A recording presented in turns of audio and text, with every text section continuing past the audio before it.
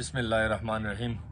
څنګه چې تاسو ته پته ده چې زمونږ په ډسټرک باجوړ کې به په 5 تاریخ باندې د امن دپاره یو ډېر لوی پاڅون وي او په هغه پاڅون کې به انشاءالله د باجوړ نوجوانان مشران کشران ټول شرکت کوي. د دغې د اویرنس دپاره مونږ سبا د لغړۍ په بازار کې په 10 بجې باندې یو واک با منعقد کړی دی. په دغه واک کې تاسو ټولو خلکو ته زموږ اپیل دی چې تاسو موږ سره شرکت وکړئ. انشاءالله سبا 10 بجې به مونږ د لغړۍ بازار کې د دغه موبلایزیشن دپاره به مونږ واک کوو.